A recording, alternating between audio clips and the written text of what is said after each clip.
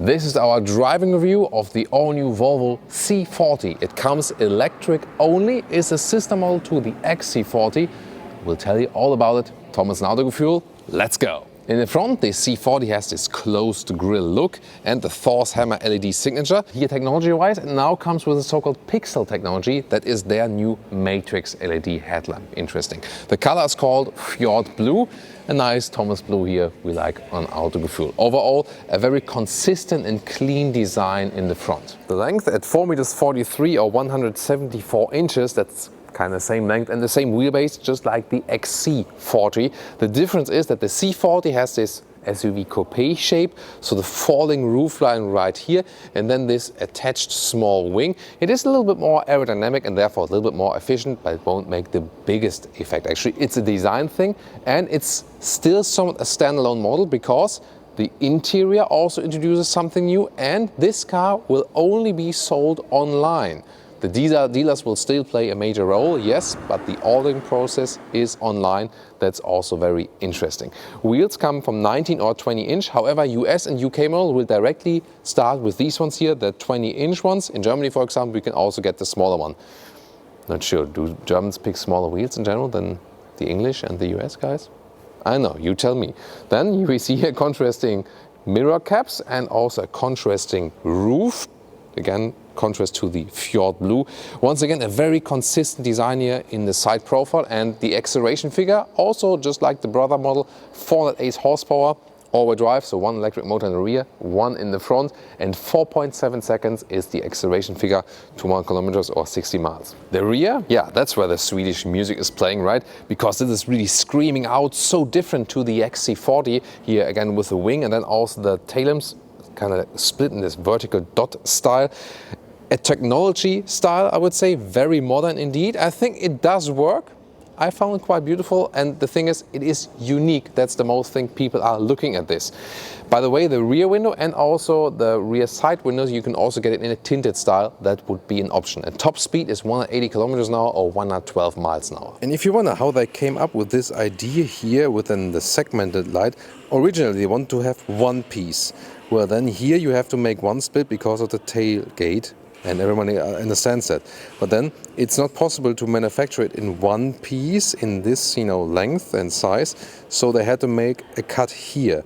And then they were deciding, okay, then make one strip all the way through, but then you have this gap here.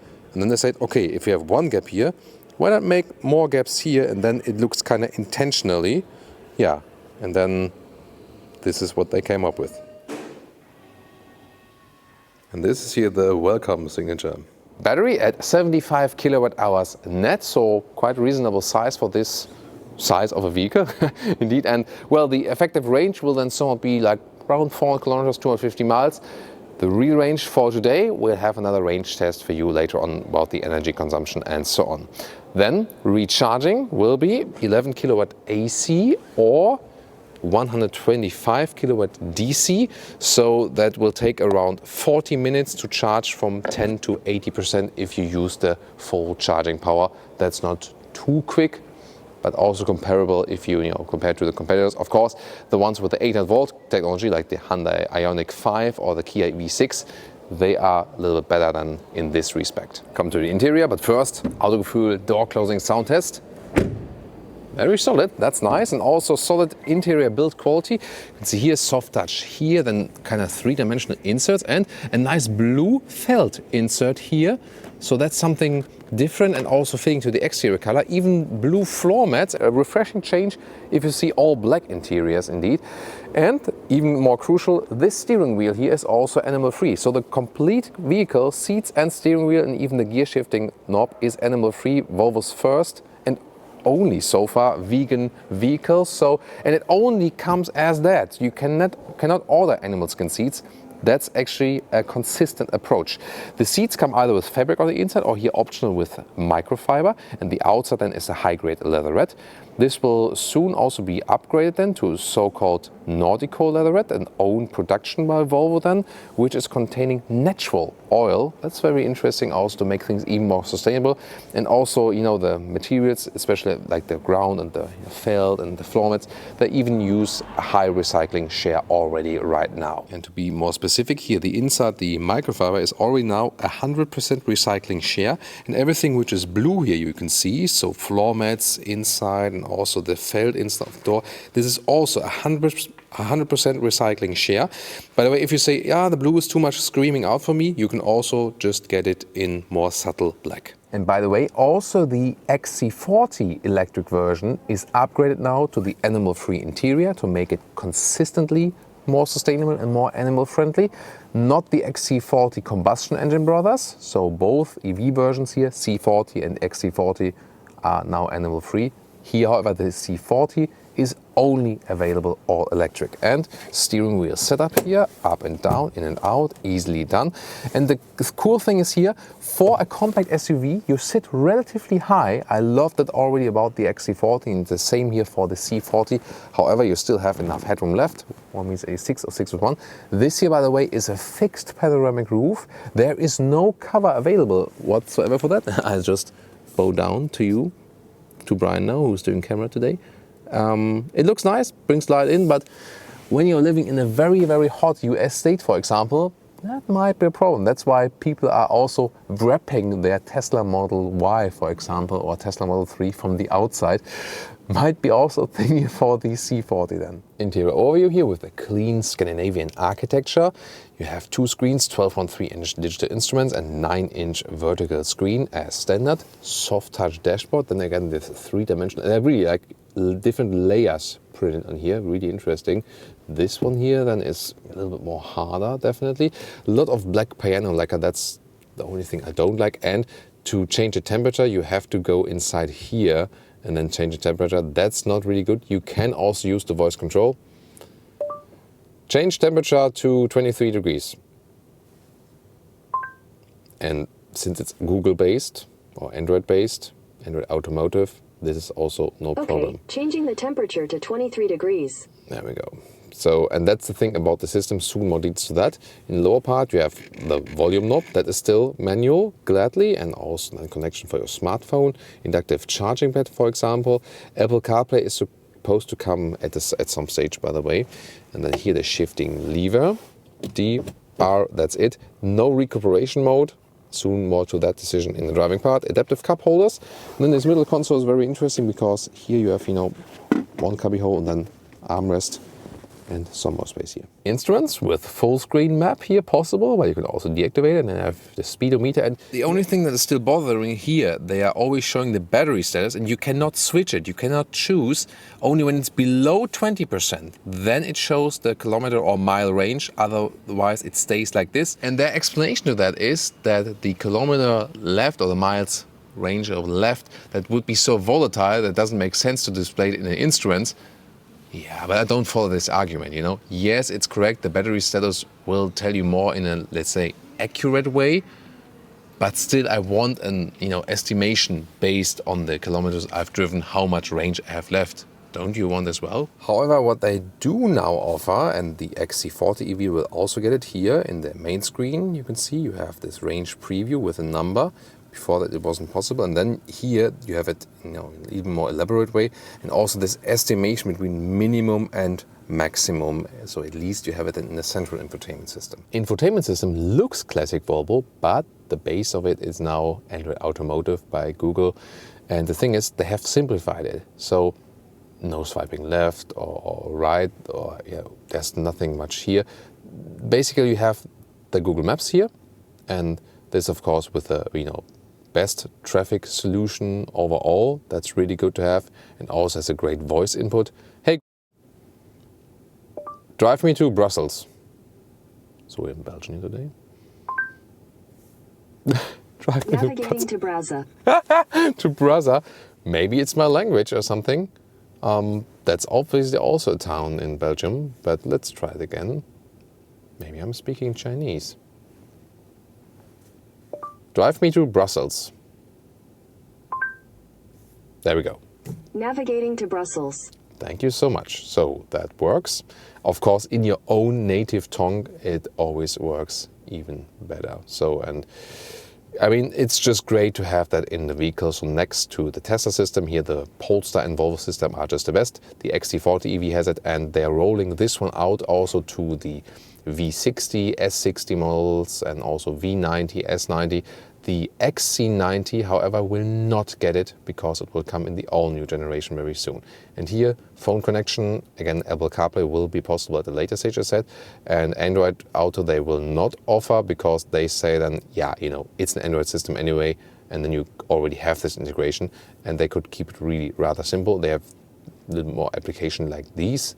We have car status once again here, or the range assistant, where you can also, you know, check the consumption figure here once again. This is also a realistic consumption figure, by the way. And then the camera system right there, all the way around. And then you can also click individual cameras for the rear view camera, for example. Here is the steering wheel heating and also the seat heating.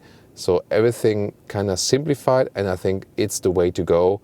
Why spend billions of dollars on a complicated system that is just bad? And what's also very interesting, when you set a longer route here, for example, from Ghent to Berlin, then you basically have two options. You either can directly hop to start, and then the GPS will continue, and when the battery is nearly empty, it will suggest a stopover, but not in an intelligent way. Here, the second possibility, when you here already put at a charging stop, then this is then the intelligent calculation.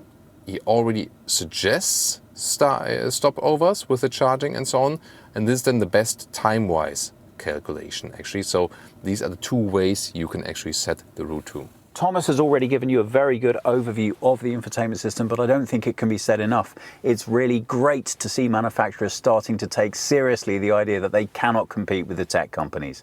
They need to integrate with them better. So it's really great to see a car being delivered to market that has Android baked into it.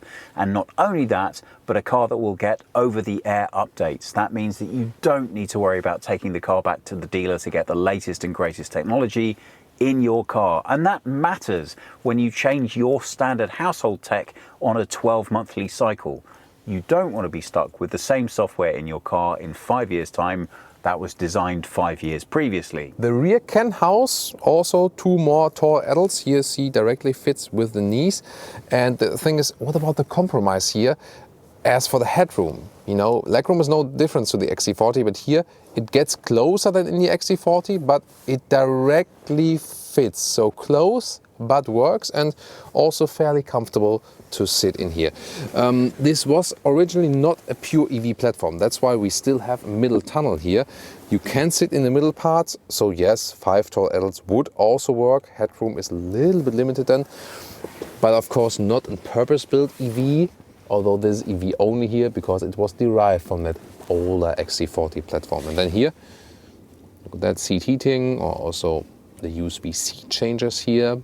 Yeah, but overall I think you can live very well with that, considering it's not a long vehicle. And here cup holders, adaptive, and once again the build quality is really nice, also from the microfiber again. Everything also solid when you touch and feel anything. These head restraints here, they automatically fold, by the way, when you fold the seats. Here we go, and then you just push them up again. Overall, quite happy with the result here. Regular viewers will know all about this. I've been very, very keen to bring you this for a long time.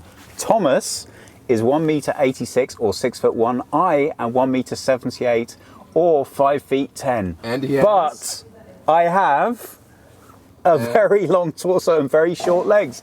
And I can't help but wonder every time I say that, if people wonder, does that really mean what I think that means? Because I always say you should compare me at 6'1". Well, in case anyone thinks that that's nonsense, look at this. You can see that somewhat unbelievably, I have the same head height that Thomas does, but, and this is critical, my knees have this much additional room to Thomas's. So there you are, Autogefühl viewers. You finally can see it's not made up. I really am the same height as Thomas, honestly. And now the big question is there a Frunk? Yay! There is a Frunk. Here we go. So this would be another option to put your charging cable. So what about the trunk area? Let's open that one here.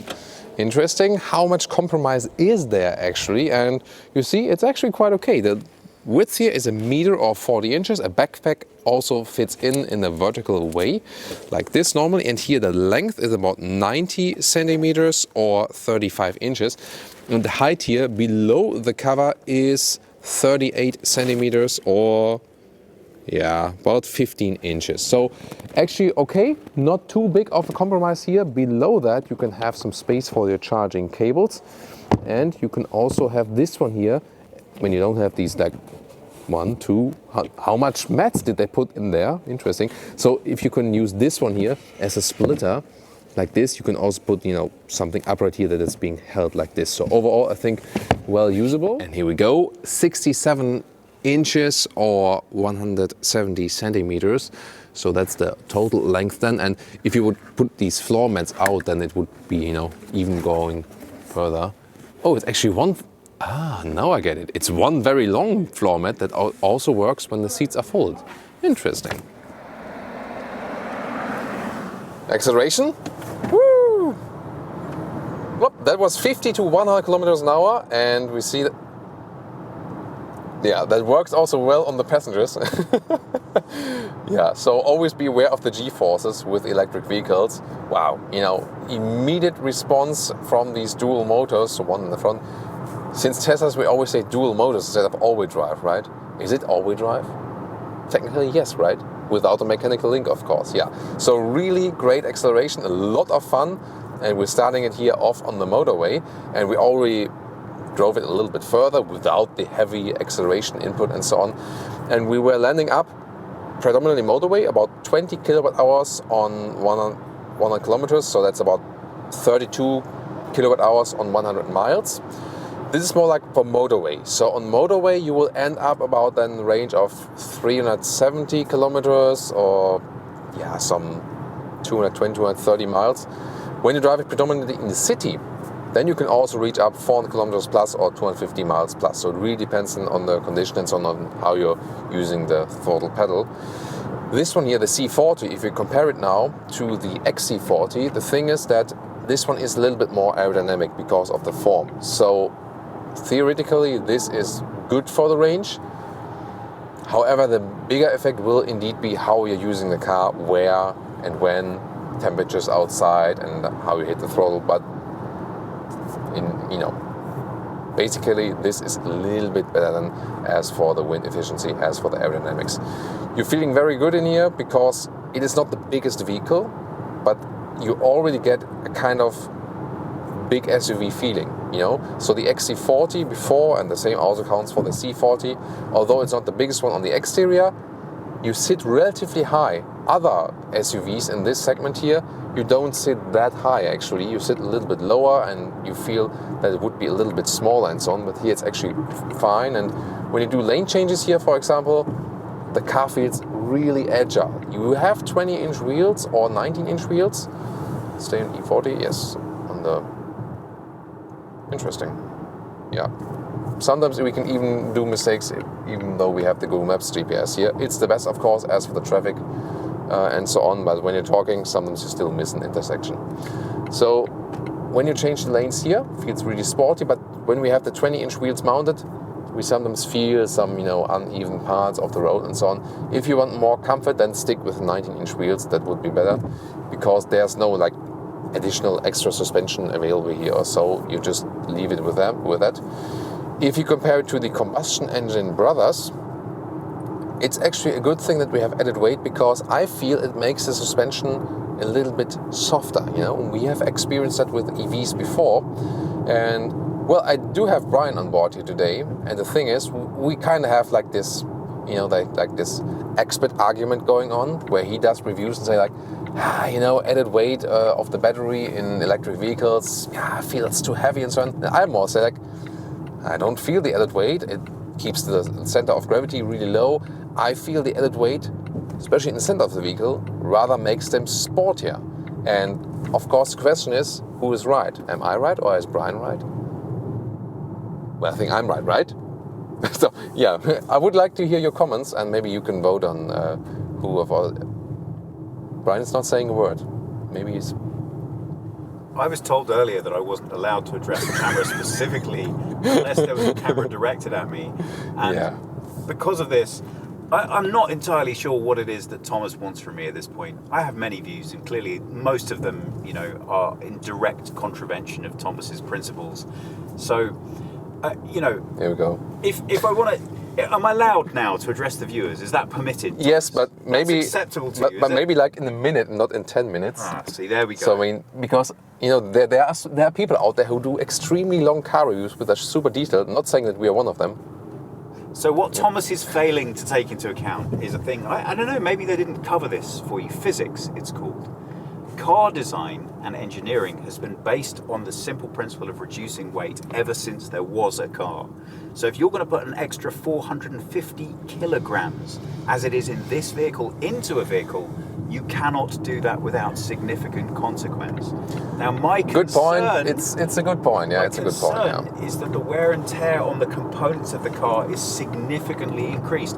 Anyone who's ever bought a second-hand car with a tow bar fitted understands that you are running a risk. Okay, when we have like more weight and maybe like on wear of tires and so on, that could be. At the same time, I mean, since it's electric, we have the recuperation, so there will be less wear on on the brakes and so on. You probably will have never to replace the brake disc unless they're gathering rust because they're not used or something. But suspension. Suspension might be a point. I think we gotta address it with some engineers, I guess. Maybe they, there was the thing with plug-in hybrid vehicles and the drivetrain, and then they saw we make some layers, like harder, more high quality that can also sustain like jumping on suddenly and so on.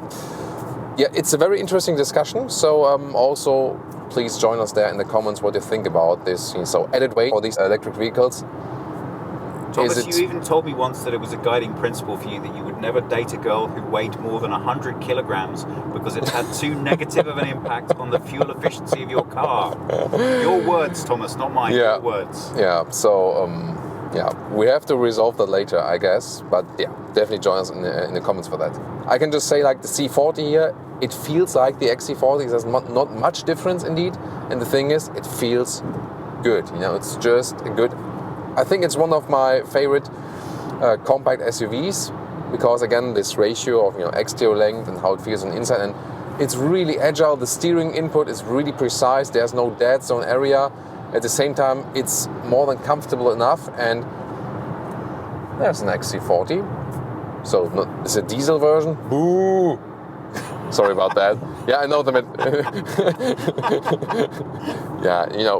Some might still need diesel, so I'm just kidding, So, but the thing is really, this car handles so well. It has such a great acceleration here still, even if we are at speed. Great handling, and well, the consumption figure, it's not the most efficient EV out there. That's clear. But considering the size of the battery, I would say it's efficient enough. And it has one of the best infotainment systems. So motorway driving, efficiency, and so on. Besides the weight thing, maybe. That's a general thing. So far, a very good result once again. So, welcome to Thomas's driving safety school. Here he shows you how to avoid killing a pedestrian while accelerating through speed at a busy intersection. And look out for the surprised expression on the face. Woo! 0 to 50. Oh, 60. 0 to 50 it was, of course. So that's the acceleration. Then from the get-go, even more amazing, of course, with the electric vehicles, and when you have these kind of power figures around 400 horsepower. So, but I think due to the all-wheel drive, it's kind of like smooth at the same time. It doesn't apply too much pressure on the body actually. Recuperation, now being here in city traffic, they have tuned this vehicle here on a, let's say, rather harder recuperation. They want this to be one pedal driving. So when I'm here on the throttle, get off it, reducing the speed, stop, 0. And there's no shifting pedal to change the recuperation. There's no switching from D to B mode or something. They just say like, that's it. So what we're seeing also from Volvo, also with the infotainment system, user interface, they simplify things indeed, reduce to the max. And I think that's a good thing because some options you actually don't need, you know. You just have to get used to it with the harsh recuperation, that you don't lift your throttle too early and also don't put too much G-forces on the passengers that they're going like all the time and so on. So yeah, I can just repeat it again for like being shuttled in EVs in like 4 or 5 times. I often get sick when I'm being shuttled in EVs, not driving myself, because then maybe the shuttle drivers are driving EVs for the first time. They're accelerating really hard. They're using harsh recuperation once again. So you have to get used to it, especially if you have someone sitting next to you, or even more, think about the kids, Do you want your kids to puke all over the place there in the back? Probably not. So soft with throttle pushing and also when lifting it again, and then everything will be fine. It's just a thing, you have to get used to it. So here in the city traffic, in Ghent, Belgium, by the way, so all greetings to all our Belgian friends. It also feels very nicely because it doesn't have the biggest size. And yeah, Brian, I know where you are looking at the moment. Not at the car. I got you, I totally got you. So, and cool thing, I fit very well into the lane. So with bigger vehicles, it might be very comfortable on the motorway, but then not that comfortable drive inside the city. This is a vehicle that kind of fits it all. It's comfortable enough for motorway driving, it's small enough for the city, and also really silent. We heard it at the motorway. The noise insulation is very good. Then you of course have the absolutely silent EV drivetrain, and that also fits to the overall very nice and comfortable experience. So we indeed ended up with about 20 kWh and 1 kilometers. Can just stress that again. When you're driving a little bit fast on the motorway, consumption will be worse. Here in the city traffic, consumption will be better, because then again, when you have areas where you use recuperation, this regenerative braking, you say that 1/3 of the total range of an electric vehicle is the recuperation thing, because you can gain back so much energy. And just recently someone asked me, hey, I'm working at this hill station, at this ski lift, does it make sense for me to buy an electric vehicle? Hell yeah, that's a perfect case, because when you go down again, half of the vehicle is full once again, whereas with the combustion engine, all the energy would be lost actually. Yeah, assistance systems wise, by the way, also everything is tuned in a very nice way here. So we have a blind spot monitor integrated into the side mirrors. We have the adaptive cruise control, which is working really nicely. Then there's no capacitive function with the steering wheel yet, so I have to move it again that it reacts. But everything of that, and it is not a cheap vehicle, not at all, but you basically have everything you need already in there. And so, yeah, that's for me the only pill you have to swallow with this vehicle. It is actually quite expensive. Other than that, it delivers very, very well. And if you want, you can also compare it to the XC40, so this direct brother of this one, or maybe also of the competitors. So the Ioniq 5 would surely one that you should also tune into.